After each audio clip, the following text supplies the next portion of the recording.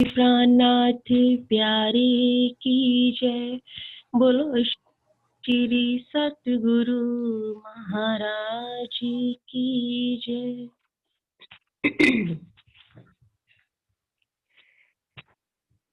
कैसी झूठी निस्बत में करते थे गुजरान। कैसी झूठी निस्बत में करते थे गुजरान। अब निस्बत भाई अर्श की, अब निस्बत भाई अर्श की। लेत संग सुभान, लेत संग सुभान।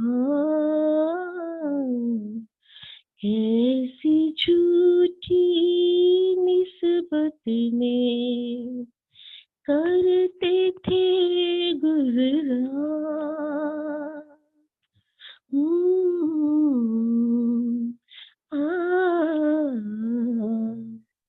कैसा पाया रूह कबीला, कैसी पाई हक निस्बत, कैसी पाई हक निस्बत। कैसा पाया रूह कबीला, कैसी पाई हक निस्बत, कैसी पाई हक निस्बत। कैसे दुख से निकस के, कैसे दुख से निकस के पाए साची न्यामत, पाई साची न्यामत, पाई साची न्यामत। कैसी झूठी निस्बत में करते थे गुजरान। कैसे कैसे फना में होते आए, कैसे बकावतन आए, कैसे बकावतन। कैसे फना में होते आए, कैसे बकावतन आए, कैसे बकावतन आए। कैसे सुख में आए, कैसे सुख में छूटी कैसी जलन, छूटी कैसी जलन। कैसी झूठी निस्बत में करते थे गुजरान। अब निस्बत भाई अर्श की, अब निस्बत भाई अर्श की। लेत संग सुभान, लेत संग सुभान। कैसी झूठी निस्बत में करते थे गुजरान।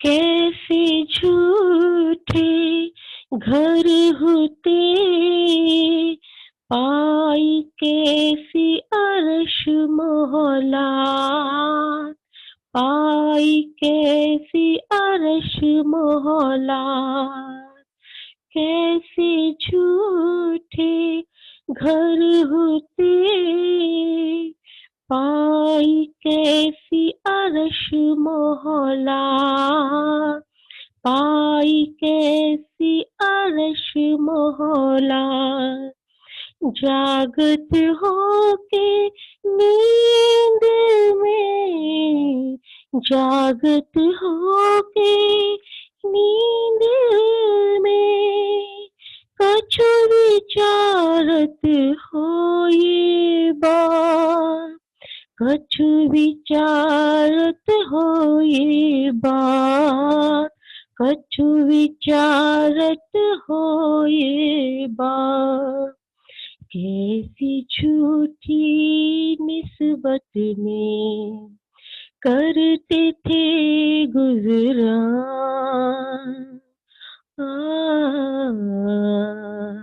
ओ,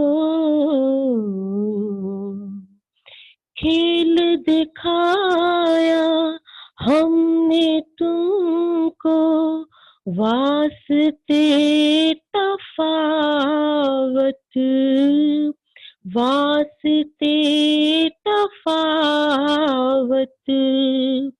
खेल दिखाया हमने तुमको, वास्ते तफावत, वास्ते तफावत, इत्याद देत सुख पावने, इत्याद देत सुख पावने, हक बका निस्बत, हक बका निस्बत, कैसी झूठी निस्बत में करते थे गुजरान, अब निस्बत भाई अर्श की, अब निस्बत भाई अर्श की, लेत संग सुभान, लेत संग सुभान, कैसी झूठी निस्बत में करते थे गुजरान। बोलो श्री प्राणनाथ प्यारे की जय, बोलो श्री सतगुरु महाराज की जय। सब सुंदर साथ के चरणों में, सब सुंदर साथ के चरणों में सप्रेम प्रणाम जी, प्रणाम जी। आइए सुंदर साथ जी, इस प्रश्नोत्तरी के कार्यक्रम में आज सागर पांचवा और सागर छठा, इन दो सागरों पर आधारित प्रश्न पूछे जाएंगे और हम सब सुंदर साथ उसका उत्तर देंगे। पांचवा सागर इश्क पूरन, गहरा गुज गंभीर, प्याले इश्क दरियाव के, पीवे अर्स रूहें फकीर। इस चौपाई के आधार पर पांचवें सागर का भी थोड़ा सा संक्षिप्त वर्णन करें।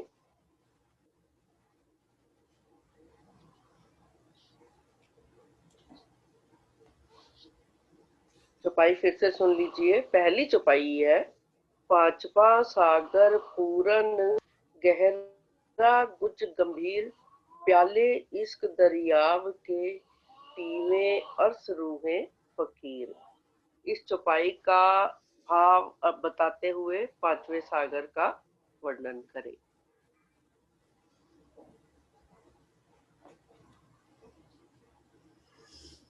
विजया दीदी आप बताएंगी पहले?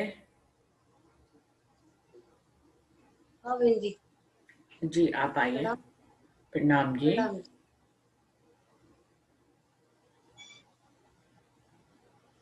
पांचवा सागर पूर्ण, गहरा गुज गंभीर, प्याले इश्क दरियाव के, पीबे अर्श रूहे फकीर। यह पांचवा सागर श्री राजी महाराज का पूर्ण इश्क के स्वरूप का सागर है, जो गहरा गुज गंभीर है। इन मार्फत के रहस्यों को स्वयं श्री राजी महाराज के अतिरिक्त कोई नहीं जानता था। श्री राजी महाराज के दिल के 8 अंग जो मूल मिलावे के बातूनी कहे हैं और 25 पक्ष में 8 सागरों के रूप में आए हैं। युगल स्वरूप के दिव्य श्रृंगार को दिल में बसाने पर रूहें उनके इश्क में शामाजी स्वरूप में गर्क हो जाती है, लेकिन बिना इल्म इश्क की लज्जत पूर्ण नहीं होती। प्याले इश्क दरियाव के पीवे अर्श रूहे फकीर। हक देख आप भर भर धाम धनी इश्क की सुराई लेकर ब्रह्म सृष्टियों के दिल में विराजमान होकर अपनी अंगनाओं को भर भर कर इश्क की शराब इस वाणी के द्वारा हमें पिला रहे हैं। ए रसना श्यामा जी की पिलावत रस रब का।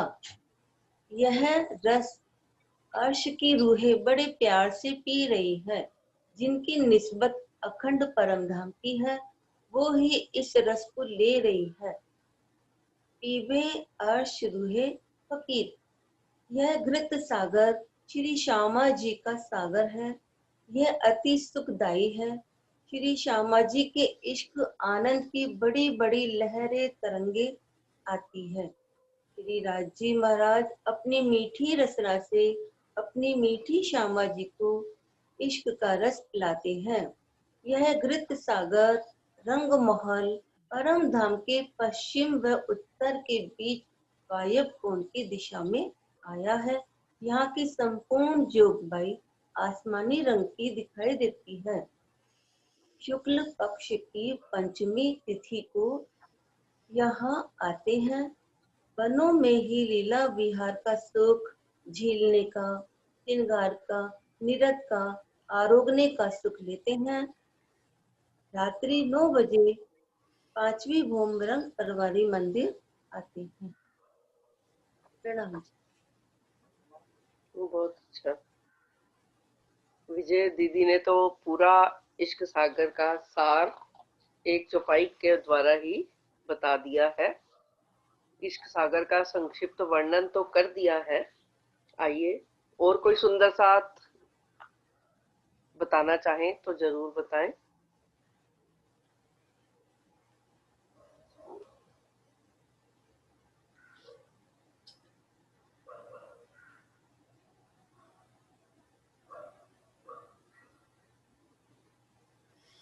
और कोई सुंदर साथ इस पे बताना चाहेंगे कि अगले प्रश्न पे चले। प्रणाम जी। प्रणाम जी। ये जो इश्क सागर है, आत्मा, परमात्मा और परम धाम, देखा जाए तो पूरा परम धाम ही इश्क का सागर ही है, क्योंकि इश्क सिवाय वहां पर कुछ भी नहीं है। परम धाम में आत्मा परमात्मा का अंश और पूरा परम धाम ही वहां पर परमात्मा है, और साक्षात इश्क के अवतार इश्क ही क्या स्वरूप है, परम धाम, आत्मा, परमात्मा। और फिर इस संसार में जब खेल देखने की बारी आई, तो ये खेल भी तो इश्क के वास्ते ही बनाया गया। राजी महाराज ने अपने इश्क की पहचान कराने के लिए अपने इश्क की पहचान कराने के लिए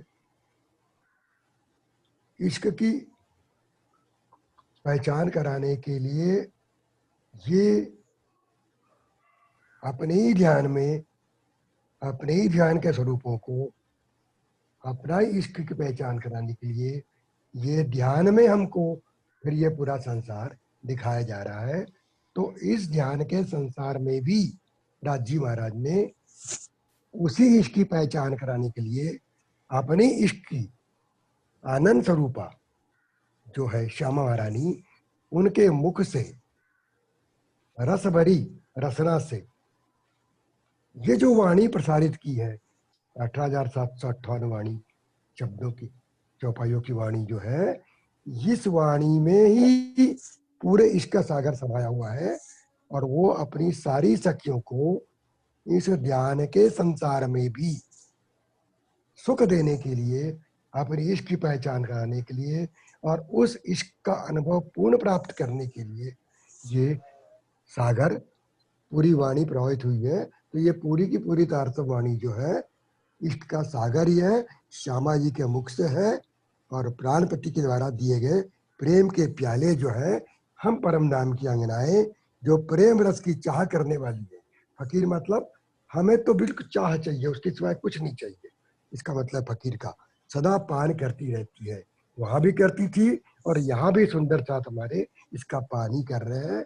ये सागर तो बता दिया गया है कि वायव्य दिशा में है, पश्चिम और उत्तर के कोण में बसा हुआ है, और परिक्रमा के रूप में सागर जो है ये सायंकालीन भ्रमण के लिए इसमें जाते हैं पंचमी के दिन, और रात को घूम के आकर 9 बजे फिर विश्राम करते हैं रंग परवाली मंदिर में। इस सागर की 2 विशेषता है, ये तो मूल में भी है और परिक्रमा भी आता है, दोनों जगह इसका वर्णन आता है। तो इश्क ही हमारी संस्कृति है, और वो सागर में हम 24 घंटे डूबे रहते हैं। इस सागर की ये विशेषता है। प्रणाम जी। प्रणाम जी। और कोई सुंदर सार? इश्क के विषय में तो सब अपने अपने भाव बता सकते हैं।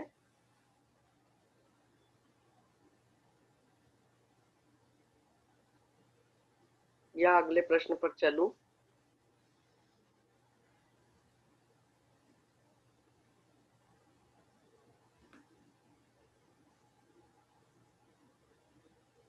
दीदी अगले प्रश्न पे चलिए, ये तो क्लियर हो गया। दीदी प्रणाम।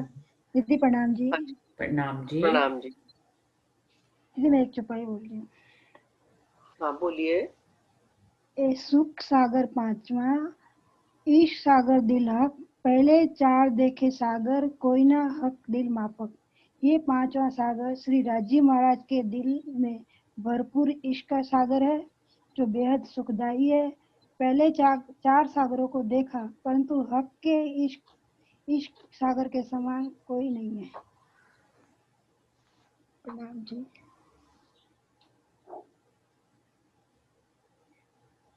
प्रणाम जी, बहुत अच्छा चौपाई आपने बोली। तो इसको 4 सागरों से अलग क्यों बताया है, यही प्रश्न अगला है मेरा। मैं भी यही चौपाई से आधारित पूछने वाली थी। ये सुख सागर 5वां, इस चौपाई संख्या 15 है। इश्क सागर दिल हक, पहले 4 देखे सागर, कोई ना हक दिल माफक। इस चौपाई पर जरा प्रकाश डालें सुंदर साथ जी। पहला सागर नूर का है, दूसरा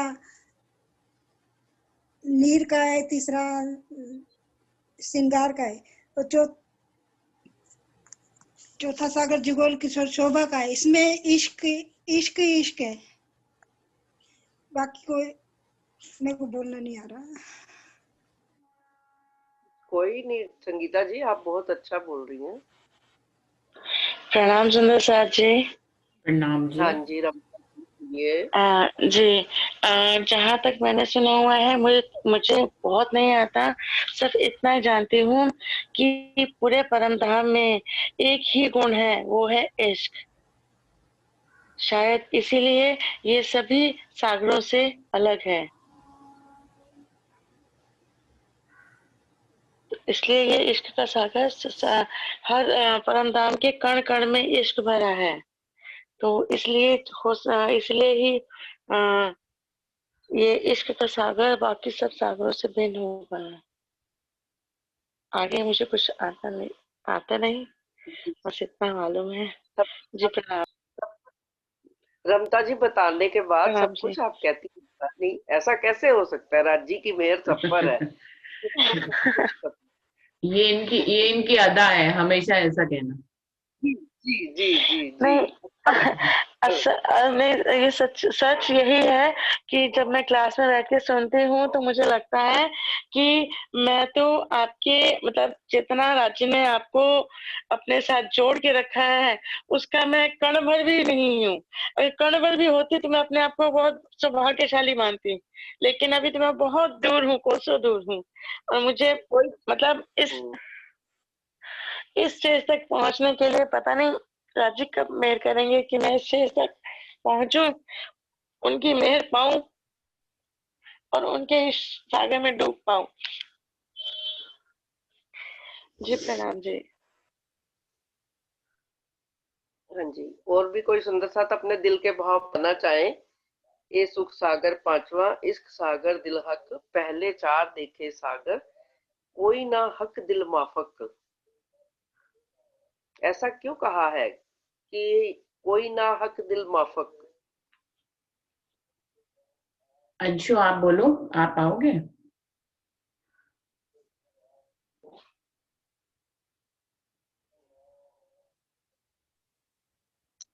प्रणाम जी। प्रणाम जी। सब सुंदर साथ को नाम प्रेम सुनीता जी। प्रणाम। हाँ जी प्रणाम जी। चौपाई बोलिए एक बारी। ये सुख सागर पांचवा, इश्क सागर दिल हक, पहले चार देखे सागर, कोई ना हक दिल माफक। 15 नंबर चौपाई है इश्क सागर की। हाँ जी। तो चार सागर पहले गए, ऐसा जो इश्क का सागर बोल जिसका वर्णन किया जा रहा है, इसमें बोला जा रहा है कि जो पहले चार सागर गए हैं उसके समान ये इश्क का जो सागर जिसका वर्णन हो रहा है वो नहीं है। ये सिर्फ कहने में बोला जा रहा है कि पहले जो चार सागर बोलती हैं, क्योंकि आठों सागरों का सुख एक समान है। वहां पे परम धाम में वाहिदत है, वाहिदत में कोई भी घट बढ़ नहीं हो सकता। और सब इश्क का सागर राज्य के दिल को ही बोला गया है, क्योंकि इश्क कहाँ होता है? दिल में, मार्फत स्वरूप वाहिद के दिल में। वाहिद के दिल में इश्क होता है तो वाहिदत के स्वरूप में सखियां श्यामा जी 25 पक्ष लीला करते हैं। तो ये सिर्फ कहने के लिए बोला गया है कि गहरा गुज गंभीर या पहले चार सागर जो बोले गए हैं उनके समान ये सागर नहीं है। परम धाम में सिर्फ शोभा के लिए बोला जाता है ऐसा।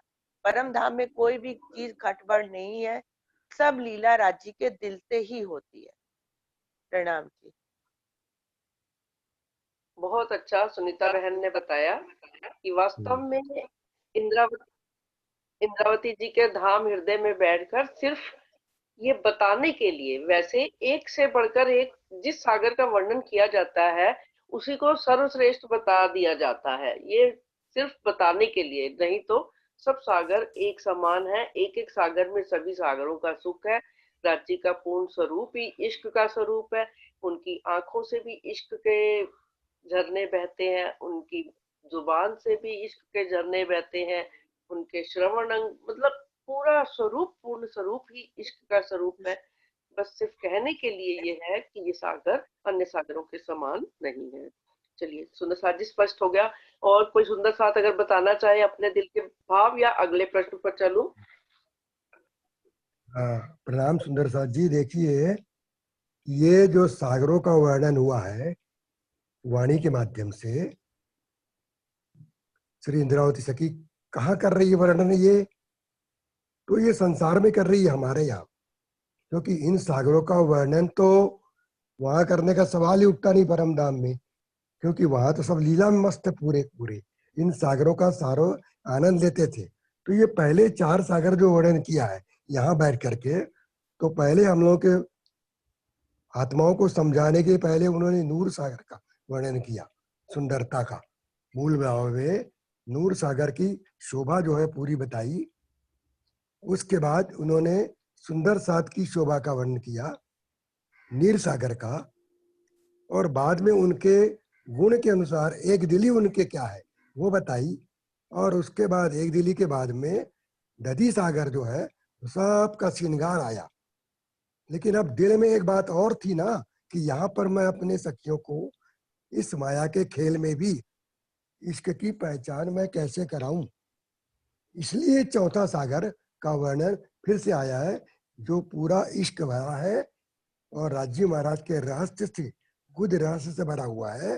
अब मैं पूरा इनको किस प्रकार से अपने प्रेम की पहचान कराऊं, जिस प्रेम के कारण ही मैंने ये पूरी लीला किया है, अपने आप से दूर किया है और अपनी वाणी के माध्यम से इश्क दिखा करके फिर से इनको अपने नजदीक लाने का जो मैंने प्रयत्न किया है, जगाकर फिर बार बार राजी महाराज आपको बुला रहे हैं वाणी के माध्यम से जगा करके कि ध्यान में भी हमारा कितना अच्छी तरह से वो ख्याल करके हमको बुला रहे हैं। ये उनके प्रेम की, अति प्रेम की पहचान कराने के लिए इन सारों सागरों से उसको अलग बोला गया है। प्रणाम जी। बिल्कुल सही। सब सुंदर साहब ने अपने अच्छे अच्छे भाव बताए हैं। चलिए अगले प्रश्न पर चलते हैं। चौपाई संख्या है 44 इसी प्रकरण की। मोको धनिये दिखाइया सब इश्क चौदे तबक, इत जरा ना बिना इश्क अपना ऐसा दिखाया हक।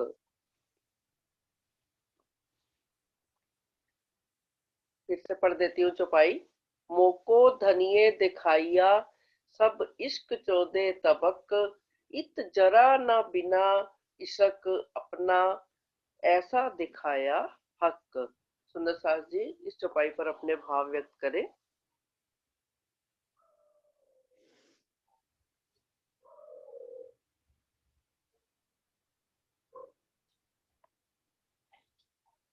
सुंदर साथ जी, 2 सुंदर साथ नए ऐड हुए हैं, राज रानी, राज आंटी और किशोर परमार सुंदर साथ जी आज क्लास में नए आए हैं। तो आप दोनों भी आइए, कुछ बोलिए। किशोर जी आप, राज आंटी आप कुछ बोलिए। सबको प्रणाम भी कर लीजिए और कुछ बोलिए भी। कैमरा ऑन करके सबको प्रणाम करिए आप दोनों।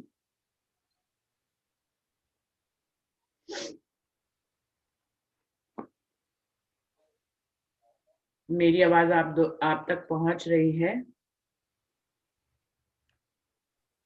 और सुंदर साहब कोई बोलने के लिए आए? हाँ जी जी प्रणाम जी। इधर जी कनेक्टिविटी का प्रॉब्लम आ रहा है थोड़ा, अच्छा। तो आवाज पता नहीं आ रही कि नहीं आ रही। आपकी आवाज बहुत क्लियर आ रही है। आपने कैमरा ऑन नहीं किया, आप कैमरा ऑन करके हम सब लोगों को दर्शन दीजिए। अरे जी जी जी। प्रणाम जी। प्रणाम जी। प्रणाम जी। मैं तो अभी पहली बार अटेंड कर रही हूँ, मैं थोड़ा सुन लूँ फिर उसके बाद आपके साथ। अरे प्रणाम तो कर लीजिए, प्रणाम करने में क्या है। एक बार दर्शन।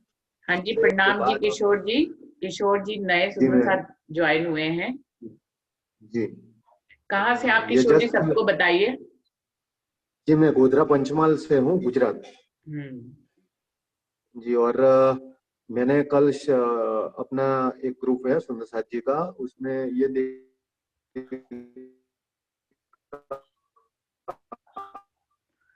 हाँ किशोर जी आपकी आवाज बिल्कुल चली गई, अब सुनाई ही नहीं दे रही है। मेरे को लगा कि खिलवत रूहों की है, क्योंकि मेरा सारा वो खत्म हुआ। उसके बाद मैंने मैसेज देखा रुचि भगत सुंदर साथ जी जो है मैडम, उनका देखा मैंने, तो तुरंत मैंने ज्वाइन किया। क्यों? इसका रीजन यह है कि खिलवत रूहों की जो है वो मेरे को बहुत प्यारी है।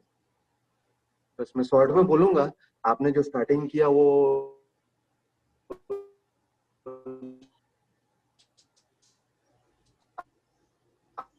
किशोर जी आपकी आवाज नहीं आ रही, आपका नेट सच में स्लो है इसलिए आपकी आवाज नहीं आ पा रही है। ग्रंथ का है बाकी।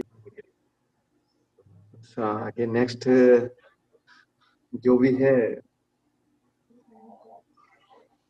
आपको मैं बोलता हूँ, आप आगे चलाइए। जी प्रणाम जी। जी जी। राज आंटी आप कैमरा खोल के प्रणाम करिए सबको।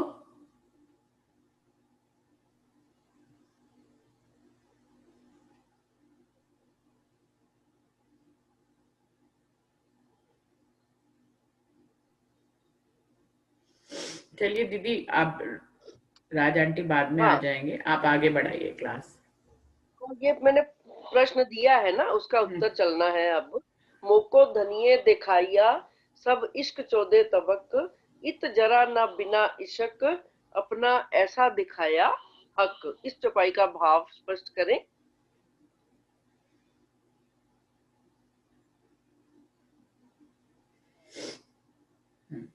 अंशु आप हाँ जी। बताएं। प्रणाम जी। मोको धनिये दिखाइया सब इश्क 14 तबक, इत जरा ना बिना इश्क अपना ऐसा दिखाया हक। श्री इंद्रावती जी कह रही हैं कि राज्य महाराज ने मुझे ये बात दिखा दी इस ब्रह्मांड में कि इस 14 लोक में सब जगह राज्य महाराज का ही इश्क है, बिना इश्क के यहाँ पे कुछ भी नहीं है, अपना ऐसा दिखाया हक। ऐसा राज्य महाराज ने मुझे यहाँ पे दिखा दिया। तो इस चौपाई का ये भाव नहीं है कि जड़ में भी और चेतन में भी, सारे ब्रह्मांड में कण कण में इश्क है, ऐसा नहीं है। इसका मतलब है कि पल पल जो भी घटित हो रहा है हमारे जीवन काल में, पल पल जो भी घटित हो रहा है वो सब इश्क के वास्ते ही राज्य महाराज हम पे मेहर कर रहे हैं, इसलिए ही वो घटित हो रहा है। चाहे दुख हो रहा हो, दुख का अनुभव कर रहे हो हम हमारे जीवन में, या सुख का, दोनों ही केसेस में राज्य महाराज हमें अपना इश्क देने के लिए ही वो हमारे जीवन में ऐसी घड़ी आई है।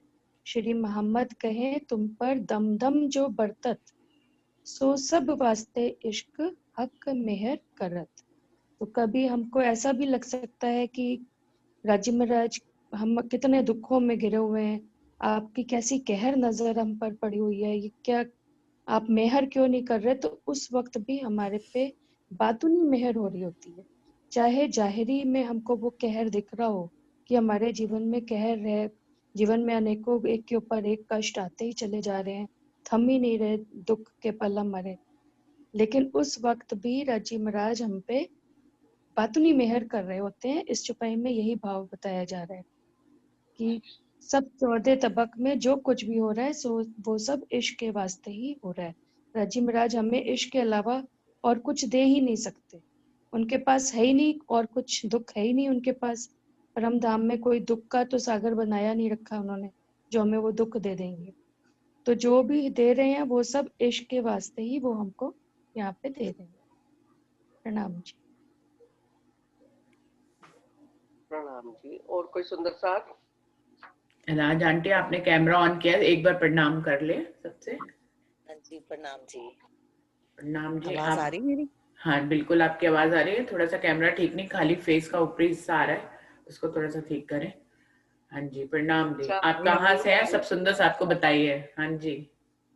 प्रणाम जी। इस प्रणाम चौपाई राज में दीदी। जो मुझे समझ आया है वो ये है कि जब इंद्रावती जी धनी में एकाकार हो गई, यानी उनका जो जीव है वो भी आत्म बन गया, और आत्म जो उनका जो है ना लिंक पर आत्म से एकाकार हो चुकी है।